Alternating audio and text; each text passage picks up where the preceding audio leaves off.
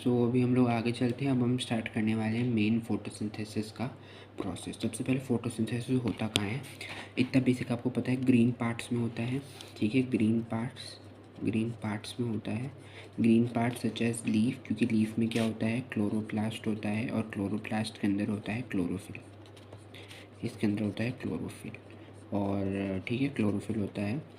और जो ये क्लोरोप्लास्ट होते हैं वो मीज़ोफिल सेल्स में होते हैं। ठीक है, they are in the mesophyll cells. ये सेल्स होते हैं प्लांट में, मीज़ोफिल सेल्स। अगर आपको उनके बारे में नहीं पता है तो हम एनाटॉमी में पढ़ेंगे। जब हम लोग एनाटॉमी वाला चैप्टर पढ़ेंगे तब हम लोग पढ़ेंगे मीज़ोफिल सेल्स क्या होते हैं। ठीक है,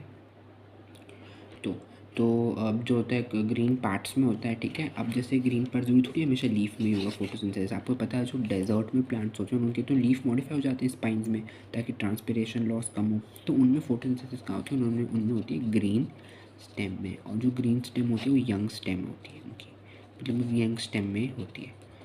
यंग स्टेम में भी हो सकती है। मतलब जो प्लांट आप कह लो, वाई ओनली डेजर्ट प्लांट, जो नॉर्मल प्लांट में जब अपने सीड सो कर उसके ऊपर जो एकदम टाइनी सी जो होती है सीडलिंग, जो ग्रीन होती है इसकी स्टेम, उसमें फोटोसिंथेसिस होता है काफ़ी थोड़ी हद तक। ठीक है, होता है। पर आगे जाके जब सेकेंडरी ग्रोथ हो जाती है प्लांट में, है ना, तब नहीं बनता।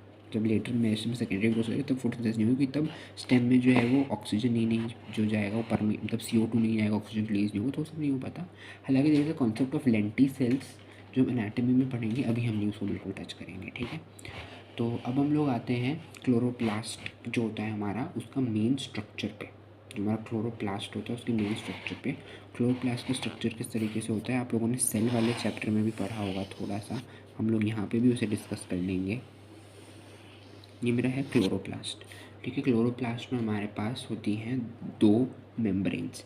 एक होती है आउटर मेम्ब्रेन और एक होती है हमारी इनर मेम्ब्रेन। हमको पता है माइटोकॉन्ड्रिया, क्लोरोप्लास्ट और सेमी ऑटोनोमस ऑर्गेनेली, मतलब इनके पास अपना खुद का DNA भी होता है, सर्कुलर DNA होता है। और इनके पास कौन से राइबोसोम होते हैं, इनके पास होते हैं 70S ribosome, just like prokaryotes. तो एक आउटर मेम्ब्रेन होती है, इनर मेम्ब्रेन। तो यहाँ पे हम लोग वो सब नहीं बनाएंगे, क्योंकि हमारा मेन इंटरेस्ट यहाँ पे हम क्लोरोप्लास्ट का डिटेल स्ट्रक्चर नहीं पढ़ रहे, सब वो पढ़ रहे हैं कि कहाँ क्लोरोफिल कैसा है, तो हम बेसिक अरेंजमेंट पढ़ रहे हैं, तो यहाँ DNA वगैरह है वो सब नहीं बनाएंगे। ठीक है, अब क्वेश्चन ये भी पूछा गया है नीट में 2024 में क्वेश्चन पूछा गया था। कौन सा क्वेश्चन पूछा गया था कि आउटर मेम्ब्रेन और इनर मेम्ब्रेन से ज़्यादा, दोनों में से ज़्यादा परमेबल कौन सा होगा। इट वेरी कॉमन सेंस कि outer membrane is more permeable than the inner membrane. तो ये क्वेश्चन पूछा गया है।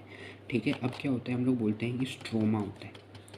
स्ट्रोमा होता है, स्ट्रोमा आप समझ लीजिए जो मतलब कह लीजिए जो मतलब बेसिकली इसका सेल जैसे साइटोप्लाज्म होता है सेल में, वैसे ही इसका स्ट्रोमा है। ठीक है, स्ट्रोमा में क्या होती है, स्ट्रोमा में होती है dark reaction. What is dark reaction, what is light reaction, हम थोड़ी देर में डिस्कस करेंगे।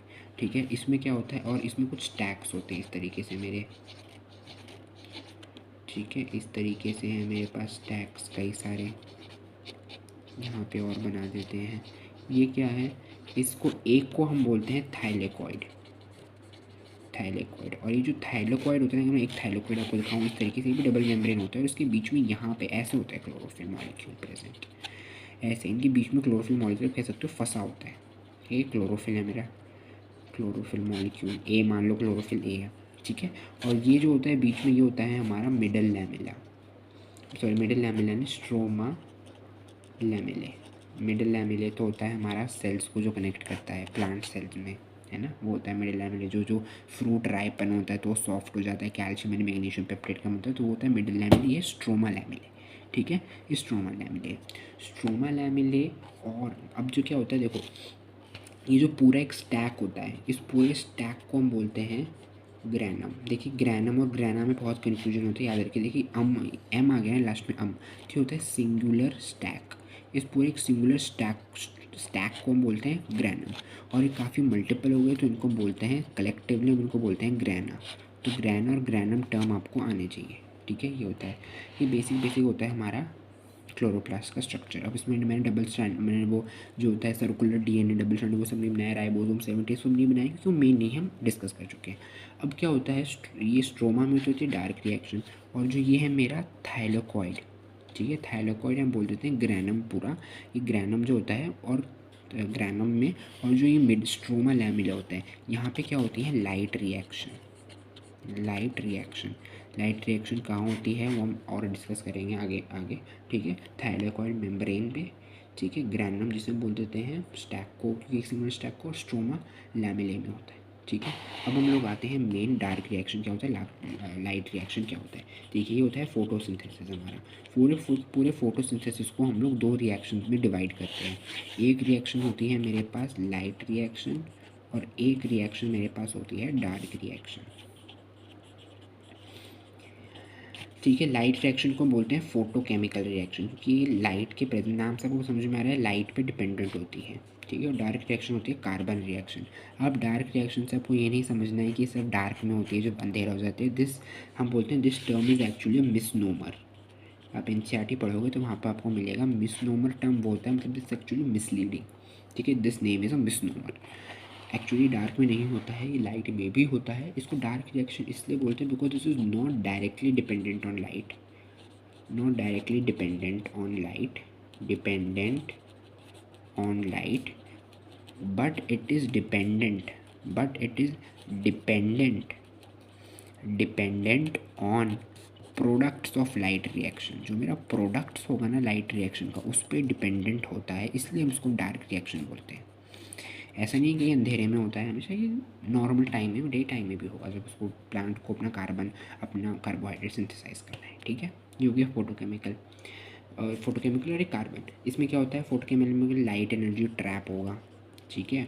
उससे इलेक्ट्रॉन्स एक्साइट हो गए, हम सब पढ़ेंगे जेड स्कीम आगे वगैरह वगैरह। ट्रैपिंग होगी सनलाइट की ट्रैपिंग हो गई। इसके बाद क्या होता है, कहाँ पे होता है, थाइलाकॉइड की मेम्ब्रेन में होता है। थाइलाकॉइड की मेम्ब्रेन में हो गया, और थाइलाकॉइड की मेम्ब्रेन के साथ साथ ही स्ट्रोमा लैमिनी में होता है, ठीक है। दो जगह होता है, थाइलाकॉइड में होता है और मेरा स्ट्रोमा लैमिले में होता है। थाइलाकॉइड को ग्रैनम भी लिख सकते हैं, लैमिले में होता है। और डार्क रिएक्शन जो होता है ये हमारा कहाँ होता है, ये हमारा होता है स्ट्रोमा में, जो डेंस मटेरियल है, ठीक है।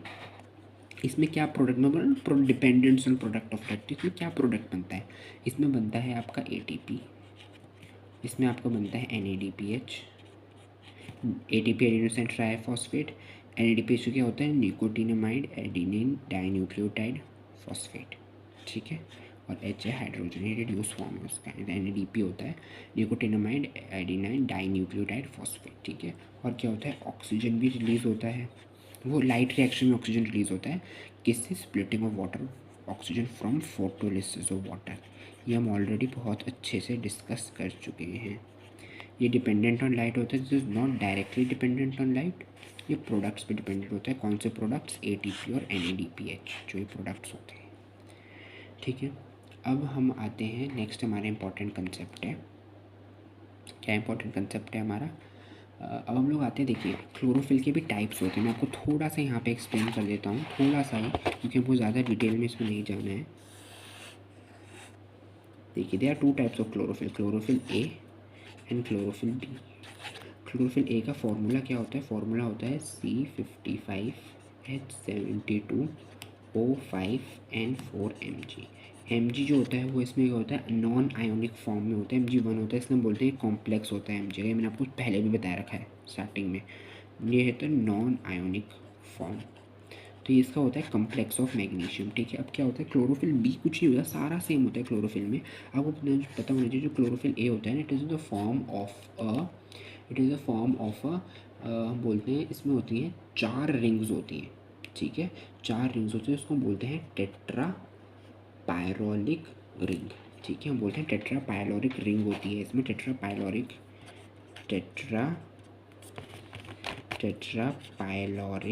ये एक्स्ट्रा है सारा।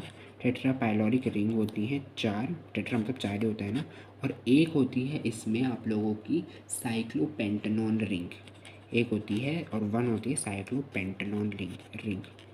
तो ये मैंने आपको क्यों बताया है, ये पूछा नहीं जाता नीट में, एनसीईआरटी में कहीं नहीं, बस ये थोड़ा एक्स्ट्रा है, ठीक है। Cyclopentanone ring.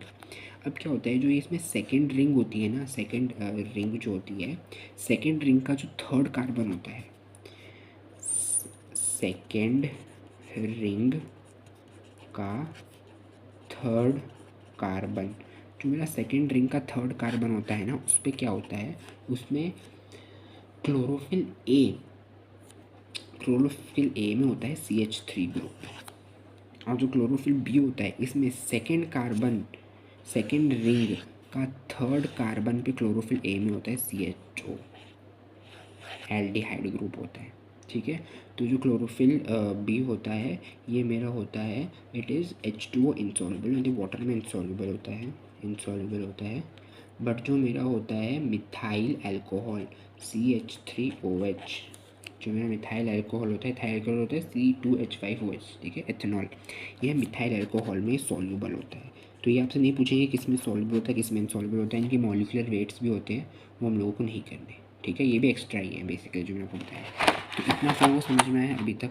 ठीक है, तो ये हम लोगों ने समझ लिया है सारा इसका कंसेप्ट, अभी तक का कंसेप्ट। ठीक है, क्लोरोफिल और ये सब हम लोगों ने पढ़ लिया। अब हम लोगों को नेक्स्ट टॉपिक जो पढ़ना है होता है अलाइनमेंट ऑफ क्लोरोप्लास्ट। जो क्लोरोप्लास्ट का अलाइनमेंट कैसा है, इंटेंसिटी ऑफ लाइट के हिसाब से क्लोरोप्लास्ट का जो होता है वो अलाइनमेंट होता है। यहाँ थोड़ी सी जगह हम यहाँ समझ लेते हैं। ठीक है, यहाँ थोड़ी सी जगह यहाँ पे इसको समझ लेते हैं। अब क्या होता है अलाइनमेंट ऑफ क्लोरोप्लास्ट किस तरह से होगा। अलाइनमेंट इस तरह से होता है, देखिए अगर लाइट इंटेंसिटी जो है, अगर इंटेंसिटी ऑफ लाइट है हाई या इंटेंसिटी ऑफ लाइट है लो, ठीक है, अब क्या तो उस हिसाब से अपना सेल में होता है, देखिए क्लोरोप्लास्ट सेल में इधर उधर बिखरे हुए हैं, वो फ्रीली फ्लोट कर रहे हैं, मूव कर रहे हैं सेल में, तो लाइट इंटेंसिटी कैसी आई उस हिसाब से ये जो होते हैं अलाइन करते हैं। अगर लाइट इंटेंसिटी हाई है, मतलब लाइट इंटेंसिटी स्ट्रेट आती है, तो ये इस तरीके से अलाइन हो जाते हैं। ठीक है, इसको हम क्या बोलते हैं,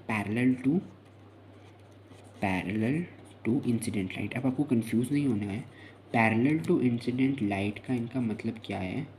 पैरेलल टू इंसिडेंट लाइट का मतलब है, आप ऐसे भी नहीं करके इनको ऐसे भी दिखा सकते हैं, ऐसे वर्टिकल, बल्कि this is more correct, vertically ये अरेंज हो जाते हैं। वर्टिकल पैरेलल कैसे, क्योंकि देखिए इसी डायरेक्शन में लाइट आ रही थी और इसी डायरेक्शन में अलाइन हो गए, तो इसको हम बोलते हैं पैरेलल टू इंसिडेंट लाइट। ये हाई में होता है।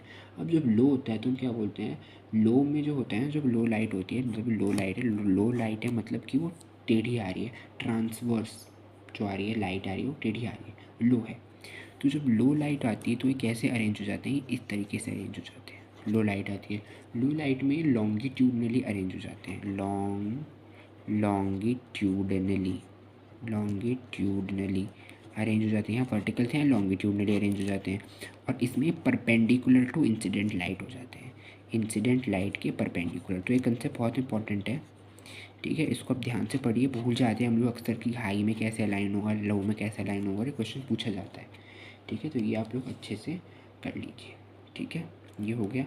अब इसके बाद जो हम लोग नेक्स्ट कंसेप्ट डिस्कस कर रहे हैं, इसके बाद अब हम लोग डिस्कस करेंगे what are the various pigments. ठीक है, कौन से पिगमेंट्स जो होते हैं मेरे को रिक्वायर्ड होते हैं अपने फोटोसिंथेसिस में।